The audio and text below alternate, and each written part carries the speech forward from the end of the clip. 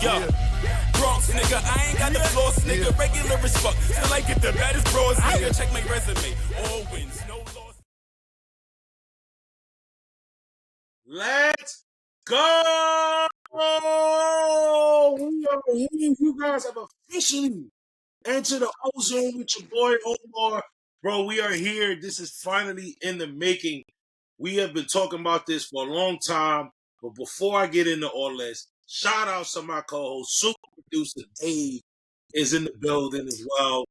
As we are getting this show rolling where the ozone is going to cover everything sports. But we're not coming with the bluff stuff.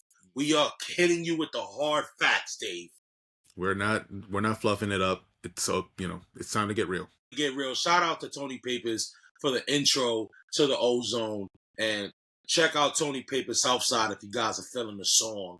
And I'm excited. The first pilot to get it up and running, Dave, I feel blessed to get this going. You know, I got so much things that I hold in that Instagram and all this stuff is just not big enough to get it all out. I've been wanting you to do this for quite some time, bro. Long time. It's been a long time coming. And we have friends who've been asking for this. We have people wanted this, so it's time that we finally get. Wanted Omar. You know who the people don't want? Daniel Jones. And we gotta talk about this. We gotta talk about this. Daniel Jones is officially out of New York. I have been a big Daniel Jones supporter, Dave. You were? I was the Danny Dimes guy. Yeah. It was hard calling him Danny Dimes, though. It was very hard calling him Danny Dimes. It got harder as it went. You can't have a cool nickname and then in your career, you're 24, 44. You're no dimes. There ain't no dimes throwing. You throwing dimes to the other team.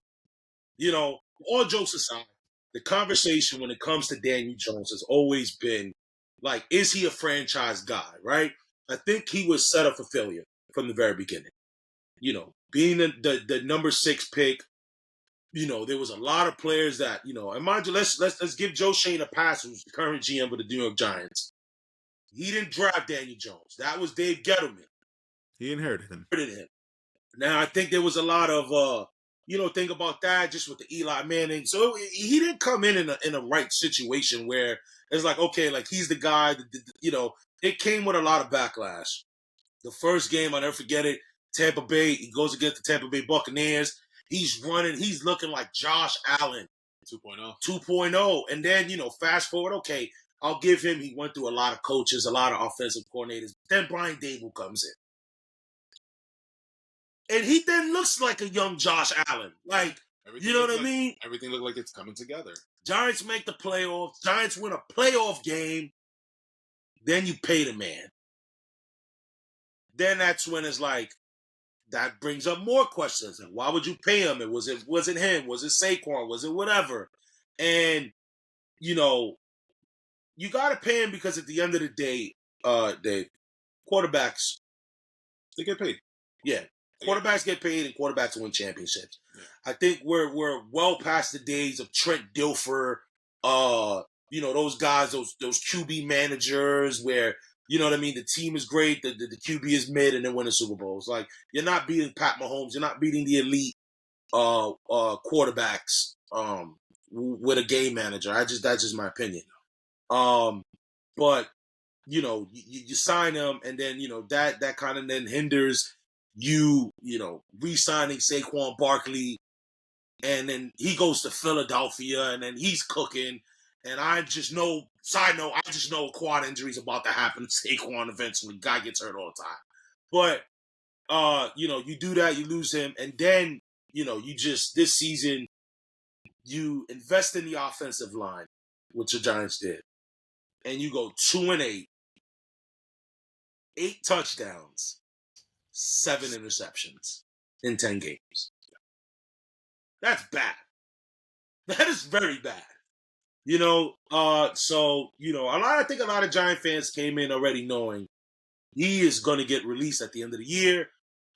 I think the surprising part that it happened between the season, in season. Yeah, I think the goal was like, all right, we're going to sit him eventually. It's just we don't want to pay him the money that he's due. So let's just sit him. He doesn't get hurt, and that contract doesn't get locked in. And it's just a surprise that happened during the season. People can still pick him up at this point and pick him up for free. Right now, as of this recording, they're talking about the Baltimore Ravens and they're talking about the Minnesota Vikings. Well, if you were Daniel Jones, those are, let's just say those two teams are the legit, real, teams that's trying to trying to get them. Where would you go? Where would you go? Mind you, you're gonna be the backup. Yeah. Where would you go if you're Daniel Jones? I'm Daniel Jones. I'm gonna lean towards Minnesota, and why I'm thinking that is because I wasn't expecting that. I wasn't thinking. So you got JJ McCarthy, who's coming from an injury next year. He still has to compete. He has to show that he can do it. You have Sam Darnold, who's proving that, hey, he's a serviceable quarterback. Some team needs him. He may be around in the market next year. I don't know his contract situation. I'm not going to bring it up like if I do. But he may be in the market available. Some team may want to call and, hey, I need Sam Darnold. What it is, or he's a free agent, so you pick him up. So you have a spot to fight for it if you're Daniel Jones. Whereas you go to the Ravens, Lamar's the guy. And I don't think you it's funny. You made a valid point, and I didn't think about it. I thought you were going to lean more Baltimore. Okay. And I thought, because Lamar runs the ball a lot, and unfortunately when you have a mobile quarterback like that, they can get hit, injury occurs. But I think he nailed it with the Sam Darnold thing. Sam Darnold is on a 1-year deal with the Minnesota Vikings. There you go. And he's having a good year where he may get paid. And I think Daniel Jones, even though I know they have J.J. McCarthy, the rookie, Minnesota, but Daniel Jones might have a legit shot, like in training camp, to at least be the starter next year. So that's an interesting one. I mean, he can even open up the year for them if anything. JJ may not be ready to go week 1. You may have to give him a few more weeks after that. And sometimes I think it's better. I always think it's better to just rest your guys until they're ready to go. Right. So you may have a situation where Daniel Jones fills in that role for you. I agree. We talked about Daniel Jones' future. My biggest concern now is the Giants' future. Yeah. And the Giants, I'm not going to pretend like I'm an expert in college football because I don't know much about college football, but I know one guy, and his name is Shador Sanders. And I tell you this, I want baby prime in New York. So I'm rooting for the New England Patriots. I'm rooting for your Patriots. I'm rooting for the Jacksonville Jaguars. I'm rooting for every team that can possibly be in the way of the Giants acquiring the number 1 pick in the draft. And I need the New York Giants to draft not Cam Ward out of Miami, but Shador Sanders. We need to bring a little sizzle to MetLife. MetLife needs sizzle. You know why? Because we had Daniel Jones and we got Aaron Rodgers. And Aaron Rodgers brings no sizzle. The man is just atrocious. Aaron Rodgers is 3-8, 7 picks. He's got 17 touchdowns, though, which is surprising. Didn't think he had that much. Looking at the stats, I didn't think he had that much. But Aaron Rodgers, the Jets, as they say, Dave, you've been saying this for years, the Jets will be the Jets. The Jets will Jets, right? What's your saying? Yeah. The Jets was going to be the Jets. And, at the end of the day, I think the Jets fans after this season, and, we're not trying to trash them as much as I hate them, but I think they're going to need a darkness retreat with Aaron Rodgers after. The whole franchise. Yeah, I think the whole franchise. Just reset, and maybe next year is your year. I feel bad for the Jets. The Jets, I really don't have a dog in the fight. Giants have nothing to do with the Jets.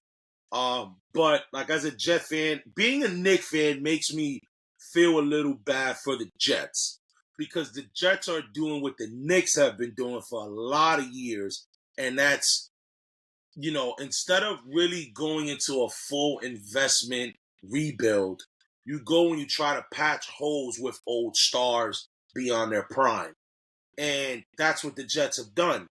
And, the fan base was so excited for Aaron Rodgers last year.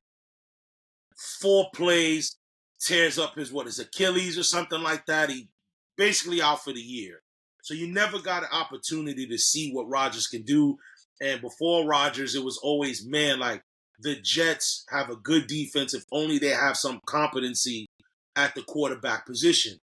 And then I'm not gonna lie, I even felt a little bit more confident about them this year because they won 7 games with Zach Wilson. We all know that Zach Wilson was not good at all. No.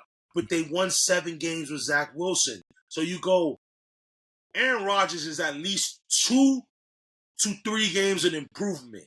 Even if he's not Aaron Rodgers from Green Bay. If he gave you the last year, if he just gave you the stats from his last year in Green Bay, you would have taken it. Because you look at it, his last year in Green Bay was 2022. You know, he threw for, he killed it. You know what I mean? Like, he did well. 26 touchdowns. You know what I mean? His interceptions were let's look at it. He had 12. Okay, so it's a little higher than usual. He's always around 4 to 5, 6 for the year. But, you know, you take the 26 touchdowns and that sort of stuff. You know, his passing rating was 64.6. You know what? Now that I'm looking at the stats. D. Yeah. They are pretty similar to this year. Yeah. I'm looking at it right now. And I think it's just one of those things that you want to chase the guy, right? You want to chase an established guy. You want to get the guy who's been there. Disclaimer, guys, I did not know he was going to wear that shirt today. Because I wouldn't have allowed him to do this show wearing that shirt. But that's all right, because there should have been 2 more rings on that picture that Eli Manning took. But go ahead, brother. Go ahead, kid. The point is, you think you bring in that experienced guy. You bring in that veteran. You think that you're getting the Tom Brady Tampa Bay Buccaneers. Yeah. You think you're getting that, but you're not. And it's a trend thing that the league, and every league, happens to chase. So it's just like, this is the thing that seems to be working. We're going to get this old established veteran, and we're going to do everything we can. You bring in people like Alan Lazard. I don't think he's that great. No. You trade for Devontae Adams, and now you're telling me that you're probably going to bench this guy and put him on IR, Aaron Rodgers, and he probably won't be playing for you guys next year. So you're putting yourself in holes to appease somebody that you don't. Nothing's coming out of this move. And I get it. Everybody's gambling. Everybody's trying to win. But sometimes your choices are just not that great. This is right. The Jets aren't going to make the playoffs. They're 3-8. At this point, you got to start preparing for the draft. Yep. You want to tank, right? And at this stage where Aaron Rodgers is, I think actually benching him is going to do more harm. Because their backup is Tyrod Taylor. And I know Tyrod Taylor. He's backup for a couple years for the New York Giants. Tyrod Taylor's a competent quarterback. I actually think he's going to win them games because, you know, when I was looking at the stats, and we just touched on it, about how, wow, like, they look very similar to his last year in Green Bay, but the difference is his mobility.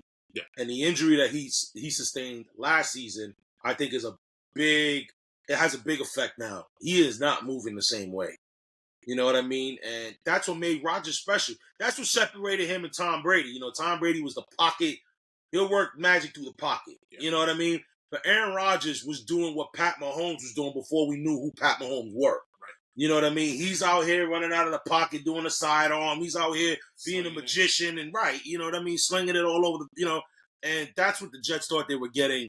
And unfortunately, they didn't. You know what I mean? And that's just been a big thing when it comes to, like, in New York. A lot of the teams have done it where they look to get a superstar maybe out of their prime and trying to, I think that's what making the Knicks so special is because the Knicks thing now feels more organic and stuff like that. But it's always been, hey, look, New York is about getting the big fish. Right. You want the big hit. And right now, there's pressure to win. And at this point, it is always going to be like that. Because right now, who's the big fish right now that's available is Juan Soto. And I think in my lifetime, I can't think of any player that both New York teams are prostituting themselves to get this player. Yeah. And this time, obviously, years past, you knew the Yankees would never be outbid. You just knew the Yankees were not. There's nobody touching the Yankees' money. But times are different now with Steve Cohen owning the Mets. But before we just get into this duel of the owners, I really want to discuss why they're going after Juan Soto. Go for it. And Juan Soto is just put it at this is a straight beast. It's just like Juan Soto is a monster. Just for example, his 1 year in New York, 288 batting average, which nowadays that's like 325. Let's just be honest. Like no one hits for average in baseball. 128 runs, 109 RBIs, slugging 569. OPS is 989. For those that may not know those analytical numbers, they're very good. Let's not to mention 41 home runs. Right. And, and I love Aaron Judge, and Aaron Judge was MVP before Soto got there, but Juan Soto batting in front of Aaron Judge definitely had, built to Aaron Judge's MVP season now. He's a game changer. Juan Soto is a game changer without a doubt. You know what I mean? He just had so much pressure to the starting pitcher, to everyone. We saw what he did in the playoffs, clutch home runs. He's built for the moment. I think that's what makes him special.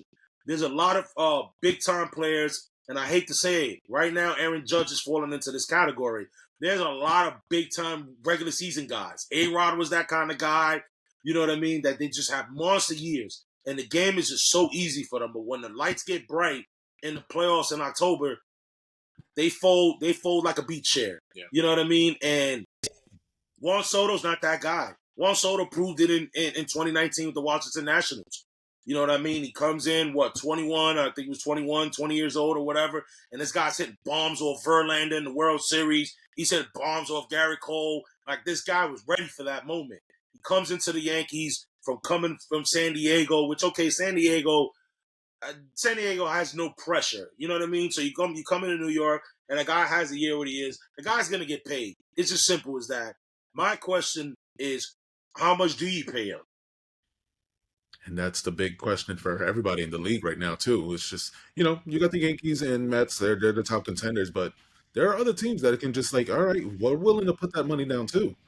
So that's the other scary part. It's not a matter of where does Juan Soto want to be? What is it about the money? Is it about the championship? What is it that you want at this point? And that's what everybody's trying to figure out. 12 years. People are talking about a $700 million deal. They're reporting 10 years, $700 million. I don't think he gets that. That's the Ohtani deal. I think he gets something more lengthier. I think he gets something more in something more along the lines of 12 years, 13 years, 14 years. I think he gets something more like that, but at a salary of 40 million, 45 million, I think, which is crazy. But I think he's worth it. I think he's worth it. I think the Yankees need to. The Yankees got to do everything in their power to keep him on the team, especially when you gave up guys that are contributing in San Diego. Michael King is doing well. You gave up a lot to get him, and you saw what he brought in the 1 year. We got to the World Series, man. Yeah, we got to the World Series for the first time since 2009. He played a huge part in that. Now I get the other side of signing Soto. However, Soto is a big important piece, but we saw that there were still flaws in the Yankee team. The Yankees had a lot of holes in their lineup, and if this was George Steinbrenner, bro, I'm gonna say this, and I think a lot of Yankee fans can agree to this. With George Steinbrenner there, I think you wouldn't worry about, okay, if the Yankees kept Soto, they're gonna stop doing what they're doing. They're gonna add more.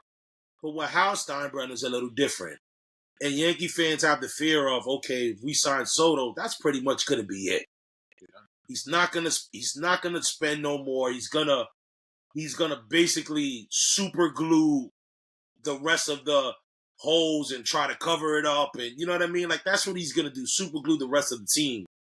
And then we may get stuck with how we were this past year, where we were really relying on 2 or 3 guys while the remaining 5, 6 guys sucked. Let's just be honest. And you see how length in a lineup can do well for you. Look at the Dodgers. The Dodgers really, they at the bottom of their lineup, gave the Yankees problems. So then when they were on base, their top guys, the Mookie Betts, the Freddie Freemans, the Otanis, they were able to get those guys in. And, that's the fear I have with the Yankees re-signing Juan Soto. But let's talk about the Mets. Let's talk about the Mets side of it. And I think for the Mets is you got to do anything you can to get them. It's as simple as that. I really want to know how Met fans feel because if you sign Juan Soto, it's bye-bye Pete Alonso. And Pete Alonso, I could be wrong, but I would think I look at Pete Alonso like Mike Piazza. Like when you think of the Mets, you think of Mike Piazza, like in the late 90s, 2000s. Like Piazza was their guy. And I look at Pete Alonso like that. And I'm pretty sure there are a lot of Met fans that are like, dang, like, we want Soto, but damn, we're gonna lose Alonso. Because I think Alonso's gone if Juan Soto's for the Mets. But what's your thoughts? If you're Juan Soto, right? Where are you going? Let's get the biasness out because we're Yankee fans. Let's call it spade a spade. We're Yankee fans. Where would you go if you're Juan Soto? If I'm Juan Soto, I'm gonna go where it's the least difficult. I'm gonna get paid, right? When you say least difficult, you mean the path? I'm talking about the least difficult path to win more championships because at the end of the day, it sounds like a Kevin Durant situation. But if you go to LA, that man's name is not to be said on this pod. That is true. But you do that and you end up going to LA. You win championships and you're paid. I mean, you're gonna get paid, and you have that pressure. Okay, let's say you sign with the Mets, you sign with the Yankees, you don't deliver. Well, guess what? New York media is going to tear you up. New York fans are going to tear you up. You go to LA, there's other pieces that are going to pick up what you're not putting down. Right. So if I'm Juan Soto, that's where I end up going. Do I want him to? No. Be Yankee. But so you're saying you would want if you were him, you would go to the Dodgers? We'll go to the Dodgers. We'll go to the Dodgers. I mean, come on. The path is there. Everything is set for you. What's gonna change from here to then? He goes to the Dodgers. That's a super team, bro. How do you pitch to that team? If he goes to the Dodgers, and I'm shooting this off the cuff, Mookie Betts, Shohei Ohtani, Juan Soto, Freddie Freeman. Good luck. Simple as that. Right. If that happens, then the Yankees need to look at Plan B. And when I think of Plan B, I got two players in mind. And the two players for me is Christian Walker and Alex Bregman. And people who don't know, obviously, everybody that's probably listening are probably Yankee fans, Mets fans or whatever. Mets fans may have more an idea of who he is. But Christian Walker is the first baseman for the Arizona Diamondbacks. And the Yankees hasn't had a good first baseman since Mark Teixeira. Let's just call it a spade a spade. Rizzo was good when he came in 2021, but let's look at Rizzo's numbers, bro. This ain't cutting it. 8 home runs, 77 hits, a batting average of 228, 38 runs, 35 RBIs. The guy's never healthy. He's a great defensive first baseman, but we need pop. And if you lose a Juan Soto, you got to get guys that are good. You got to get guys. All right, they're not Juan Soto, but you got to get guys that are good, and they're going to stretch the lineup where they're going to be a threat where you can add some protection over Aaron Judge. Christian Walker is one of them. Just for example, and this was considered a down year for Christian Walker. 26 home runs, 84 RBI, 72 runs batted in. The guy can hit. I get it. He's on the older side. I think he's like 34, 35 years old. He was born in 91, so 33. So he's going to be 34 when the season starts. But still, you know what I mean? He may not come out to that much. He might be a $20 million hitter. So I'm with that. I'm going Christian Walker. If we can't get Juan Soto and another guy I got in mind, and Yankee fans, brace yourself. You're gonna hate this. Yankee fans are gonna hate this pick, but I don't care. I'm about winning, and if you're wearing, you got the Yankees on your chest, you wearing the pinstripes, I'm gonna forget everything you've done to us in the past as long as you can help us win. And that person's Alex Bregman. Dave, I know you know a lot about Alex Bregman. I hate the guy. I hate him. Same time, Alex Bregman, I think, will be perfect for this Yankees. I know a lot of people feel like Yankee Stadium is not going to be the right stadium for him in the sense of he's a right-handed hitter. Yankee Stadium is known to have a bigger left field than what Houston had. But I'm looking at, bro, you give me 26 home runs, 75 RBIs, you give me a WAR of 4.1, this guy can do it. You know what I mean? I get it. They say he's on the down end of his career. He's 30 years old. But I'm taking him, man. We get so caught up with the future. And I'm going to be honest, bro, I want to win now. And if we lose Juan Soto, and does an Alex Bregman, does a Christian Walker make this lineup better with Aaron Judge than what we would have Juan Soto and it's yeah, it does. Look at our third base. Our third baseman was Waldo Cabrera, 247, 8 home runs. Bro, what are we doing with that? And you already went to World Series. You're not gonna rebuild. So fill in the pieces that you need. Bread. Fill in the pieces. You don't get Soto, you gotta fill in those pieces, and you gotta make that lineup work. You have to. You can't have these. Dave, the Yankees ain't got a first baseman in the top 50. The top 50. Third base, don't even get me started on third base. Come on. Let's be real. I love Oswaldo Cabrera, but he's not an everyday player. He's a bench guy. DJ LeMahieu's washed. We gotta have real conversations here. We talking facts on the ozone, right? That's what we doing, right? Yankees gotta step it up. And this is what scared me when they made the World Series. Brian Cashman has always been, well, you know what? We were 4 games away from the World Series. Well, we got it here. We got it this.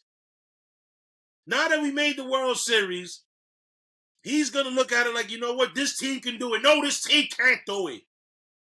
I want Juan Soto. I want Corbin Burns. I want Powell. Spend the bread. I'm sorry. I got a little up to, but these Yankees, these ain't the Yankees we grew up on, especially the way the owners are.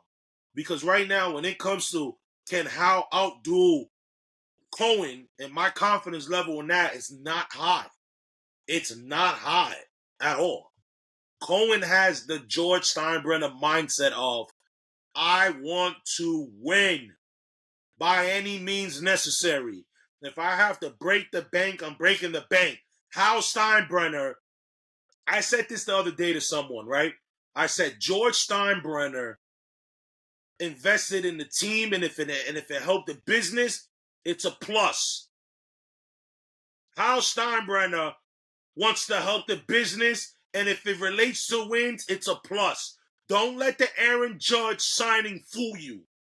Aaron Judge re-signing was a business move more than it was a baseball move, surprisingly. So, don't let that fool you. He had to sign Aaron Judge. Because if he didn't, after Aaron Judge broke the American League home run record, he would have lost a lot of money in season tickets. He would have lost a lot of, just casual Yankee fans that want to go see Aaron Judge. So that was more of a business decision. Don't let it fool you all yeah, he's the captain and all. That's a hunk of crap. He needs to treat Juan Soto situation like he treated Aaron Judge. That's what he needs to do. And right now, the Yankees got more money coming in. Dave, did you know that the Tampa Bay Rays right now, we know that Tampa sustained a big hurricane a couple months ago or a month ago. tore up their whole stadium. Tampa Bay Rays are going to be playing in the Yankees facility all their home games coming this season. That is going to open up $15.5 million of added revenue to the Yankees. No excuses if you don't get Juan Soto. Simple as that. There's no excuses. Get Juan Soto. I'm hot. I'm hot right now. I'm hot right now. Because the thing is that, you don't you understand if Juan Soto goes to the Dodgers and you matched whatever they offered, and it's more so that's where he wanted to go. But you don't want to be outbid. Yeah. You don't want to be. You're the Yankees. You should not be outbid. If that is ever the reason that you lose somebody, you have to stop calling yourself the Yankees, or at least be known for what they're known for spending the big bucks. We're not the evil empire. No. You have to get rid of that stigma because you're not doing what you used to do. Right. And that's just the way I am. That's just what it is. I'm hot. So you know what? When I get hot, man, I get a little off topic. I go a little off the script. I think it's time. And I think it's time to go off the script. All right. What do you got for us, man? The New York Knicks. You piss me off. You piss me off. Now, I know I had went before the season. I said there would be adjustments. I said that the Knicks will be 10-5. I was like, I think the Knicks might be 10-5 the first 15 games. I wouldn't be surprised if the first 25 games they'll be 15-10. Right now, the Knicks are currently, I believe, 9-7. I think 9-7 right now. After a horrible loss to the Utah Jazz, bro, the Jazz are 3-12 or 3-12. I don't know, but they suck. And you go with 2 days off. I can understand if it's a back-to-back. All Knicks fans know the Knicks struggle in Utah. I knew that was a game that I was, a lot of Knicks content people were going off like, all right, this is going to be an easy win. And in my head, I'm like, we always struggle in Utah. We always struggle in Utah. And we go, not a back-to-back. If it was a back-to-back, Dave, I wouldn't be hot. We had 2 days off. We were already on the West Coast. So it wasn't like they were doing a cross-country trip. They were in Arizona. You played 2 days ago. You're fresh. You're laser fresh. Why are you dropping a state bomb in Utah? Against teams that are easy dubs. Wins don't come easy in the NBA. There's a lot of competition. So when you get layup games like the Utah Jazz, and the only reason why I'm even more hot about this is because we're losing to layup teams. Atlanta, you lose to. Chicago, you lose to. What are we doing here? Those are teams that talent should just, I get it. You want chemistry. You want it to gel. But against bad teams, your talent can win you the game in general. Chemistry and all that comes in when you're playing elite teams like the Celtics, like, Denver, like those kind of teams. That's where chemistry wins you those games. But talent overall can win you a game against the Atlanta Hawks, can win you a game against the Charlotte Hornets, can win you a game against the Utah Jazz. There's no reason why the Knicks should have lost yesterday. And I think what you add in is just that the Knicks seem to have lost their identity. And when I say that, what got the Knicks to be where they are last year? It was defense. Don't get me wrong. Jalen was popping and doing everything he could. But defense was our freaking mark. The Knicks identity, 100% right. You come in. Last year, you played the Knicks. You knew you were going to get beat up. You knew you were going to be icy hot after the game. You were going to need ice on your knees, your ankles, everything. And then this year, it's not that. You lose a little toughness with Julius Randle. You lose a little toughness with Dante DiVincenzo. You lose a little toughness with Isaiah Hartenstein, all gone. The Knicks, this is probably the most talented offensive team the Knicks have ever had in my lifetime. The Knicks' identity is no longer banging and bruising. And that's okay. I'm okay with that. I'm okay with that, Dave. man, we gotta find ways to get stops. Just because you're not the abusive defensive team doesn't mean, all right, we can just allow layups all the time. And I get it. We're still out Precious Achua. We're still out Deuce McBride. We're still out Mitchell Robinson. And I get that part. So I don't want to like blow a gasket in November. I'm just more upset about how yesterday's game went. And it pissed me off. It literally pissed me off watching the Knicks last night. And I hope that they come back I think they play tomorrow. They play tomorrow, Denver. Come back. And this has been the thing. The Knicks will go and lay an egg against a bad team. And then tomorrow when they play Denver, they might beat Denver by 15 points. You know, and I think what Knicks fans wants to see is just a level of consistency. And it looked like we were getting that until yesterday. But you know what? I'm not gonna end this show on the New York Knicks. We're not ending this show on a low note. We're gonna end it on a high note. And that high note is, guys, this is the pilot episode. So you're seeing this, and we shout out to you guys for showing us some love and watching this episode. But look out, we're gonna be going weekly, y'all. The first weekly episode of the Ozone is coming out December 16th. So look out every Monday. We're gonna start your week with hard-hitting facts. Everything New York sports. Hey, we might twinkle in a little bit of wrestling. We might cover wrestling on the weekends. What do you think about that, Dave? We're going to be dropping them elbows. From top rope. So, guys, we will be going consistently, weekly, December 16th. So look out for us on YouTube and on anywhere where you can catch your podcast. We're going to be doing that. Make sure that you follow the Ozone Instagram page, guys. That's show us some love. You know what I mean? And hey, look, man, we got tough skin. So on the comments, subscribe, all that, comment. Hey, we want you to cover this. I might cover a topic that we may not normally cover on this show, but I might cover it because I'm here for the people. Yeah, I'm gonna speak for the people. Omar's always been a man of the people. I'm gonna be the people's champ. I might start wearing a belt when we start filming. I might be wearing a championship belt. But this is a good test run pilot, guys. Like I said, look out for weekly episodes coming up December 16th. That's when y'all drop when y'all get the alerts. All that. Get the alerts. You're gonna get my face like this. For episode 1. Guys, with just big shout out. Thank you all. Thank you for listening today. Look out for the first episode of the Ozone coming on December 16th. We're going to do everything. Hey, you know what? We might even do some pop-ups if we get some big news to come out. We might do a little pop-up on the Ozone Instagram. That's what we might do. We might do a live on the Ozone Instagram if something were to pop up spontaneously. Maybe Juan Soto might sign with a team after this recording. We might have to do that. But, guys, be sure to, like I said, follow us on all social media platforms, Instagram, everything.